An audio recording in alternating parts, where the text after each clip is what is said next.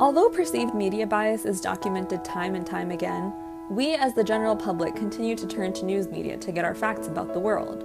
A 2011 Pew poll reported that although Americans tend to mistrust media in general, a large majority still believe that the news organization they use most reports the facts. Another poll conducted earlier this year showed that the vast majority of Americans trust at least some of the information they receive from news media.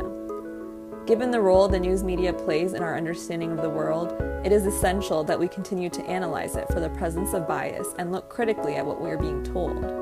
It's impossible to report all aspects of a story, and deciding what to report is an essential part of a journalist's job.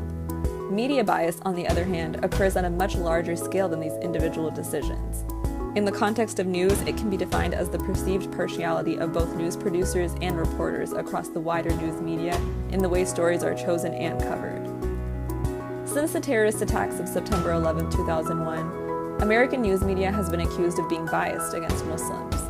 Surely someone beyond the 7 guys who have been killed over the last 48 hours would have to have known something, and that was probably within the Muslim community, but yet no one said anything. My research seeks to better understand and quantify the presence of this alleged bias in more recent years.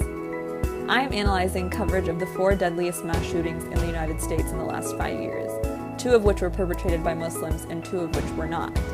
My focus is on the 3 most widely circulating newspapers in the United States: The Wall Street Journal, The New York Times, and USA Today. My goal is to discover any patterns in news coverage or partiality that may exist surrounding these recent events by coding for consistent and statistically significant differences between reporting on Muslim and non-Muslim perpetrators of violence. Quantifying these results contributes to the existing body of work about media bias against Muslims, giving us tangible goals to work towards when trying to decrease this bias.